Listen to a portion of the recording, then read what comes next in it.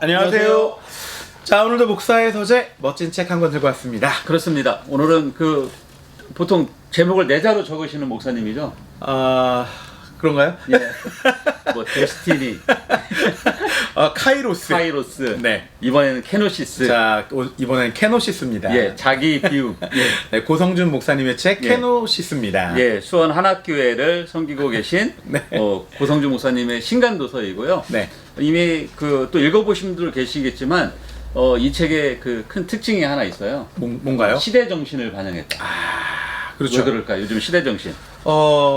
요즘에 너무 막 분쟁과 싸움이 많지 않습니까? 그렇죠. 또 뭐 막 분열과 갈등, 다툼이 많은데 예. 과연 그리스도인은 어떻게 살아내야 될 것인가? 예. 요거에 대해서 좀 얘기를 하고 계시더라고요. 그렇죠. 코로나를 지나고 나서 코로나가 풀리면은 뭔가 상황도 좋아지고 환경도 좋아지고 그럴 줄 알았는데 저도 그럴 줄 알았어요. 근데 오히려 더 이렇게 분노 게이지가 더 많아지고 뭔가 삶에 저항할 것들도 많아지고 맞습니다. 그런 것들이 더 많이 생긴 것 같아요. 그러다 보니까 그런 시대에 그러면 과연 복음이 어떤 역할을 하고 복음은 어떻게 드러나야 될까? 그렇죠. 그런 부분을 이 책에 좀 담아 놓으신 것 같아요. 맞습니다. 예.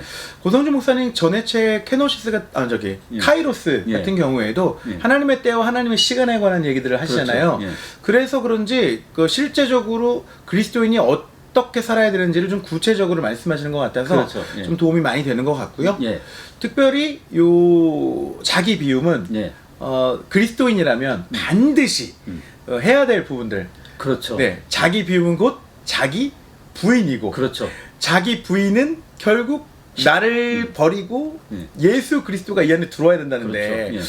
요게 사실 쉽지 않지 않습니까? 이게 이 책의 이제 거의 핵심인가요? 예. 그 중심선인데, 네. 그 안에 이제 비워야 된다는 그 안에 결국 예수의 마음, 지금 말씀하신 예수의 마음으로 채우는 거잖아요. 비웠다면 채우는 거잖아요. 나쁜 예. 거로 채우는 게 아니라 예. 좋은 걸로 채워야 되는데, 맞아요. 좋은 게 뭔가 예. 그거에 대해서 얘기하고 계십니다. 예, 특별히 이제 그렇게 채워질 때 우리 안에 어떤 일들이 일어나는가, 그리고 그 일은 어떤 영향력을 주는가, 그렇죠. 그 두 가지에 이제 포커스를 두면 좋을 것 같아요. 이 책을 보시면서. 맞습니다. 그 채워진 사람은 일단 마음의 태도가 달라지잖아요. 그 들어온 말씀, 예수님의 그 마음에 합당한 일을 하게 되잖아요. 그렇죠. 예, 그런 합당한 일을 하는 사람의 특징이 있잖아요. 뭐가 샘솟죠? 기쁨이요. 그렇죠. 감사. 예. 퀴즈 이렇게 조건이면 괜찮네요. 네. 요즘에 제가 기쁨이 없는 게 뭔가 이게 제가 비움이 좀 없나 봐요. 숙변이 좀 제거돼야 되는데. 채워서 그래요. 그런 건가요? 너무 먹어서 그런 건 아니고요. 네. 저 많은 사람들이 기쁨을 원하는데 예. 기쁨을 사실 비움으로 채우는 게 아니라 그렇죠. 뭔가를 소유하고 뭔가를 얻어내서 그 기쁨을 얻으려고 하잖아요. 그렇죠. 그래서 사실 그 기쁨이 오래가지 않는 것 같더라고요. 그 강제적으로 어떤 걸 채워서 넣는 게 아니라 어떻게 보면 역설이잖아요, 이게요. 그렇죠. 그 비움을 통해서 예수님이 내 안에 들어와서 그 복음이 내 삶에서 영향력을 발휘할 때 복음에 합당한 삶을 살아갈 때 기쁨이 넘친다. 사실은 말은 쉬워요, 이게. 그렇죠. 그리고 말은 우리가 쉽다고 생각할 많이 수 있어요. 듣고 알고 있어요. 예, 그렇죠. 우리 교회에 가서 말씀 예. 메시지를 들으면 대부분의 나를 부인하고 십자가를 지고 가야 된다고 그렇죠. 말씀하시는데 십자가는 우리가 목에나만 걸고 있지 사실 지고 있지 않지 않습니까? 예. 그래서 기쁨이 없는 거죠.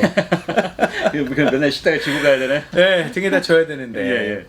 그래서 그런 부분들에 있어서 우리가 어떻게 이 기쁨을 다시 소유한 하나님의 백성으로 네. 영향력을 주면서 또 우리 자신도 그렇게 기쁘게 살아갈 수 있나 그런 부분들을 이 책에서 다루고 있고요. 맞습니다. 그래서 이제 대표적인 모델 당연히 나오죠. 예수님의 케노시스는 그렇죠. 과연 무엇이고? 예수의 마음은 어떤 예. 것인가? 그리고- 너무 잘 알지 않습니까? 예, 예. 빌립보서 2장에 있는 말씀. 그렇죠. 예. 너희 안에 이 마음을 품으라. 그리스도 예수의 마음. 예. 그는 근본 본체시나 하나님과 동등됨을 취하지 아니하시고 예. 오히려 자기를 비워 종의 형체를 가지사. 힘들다.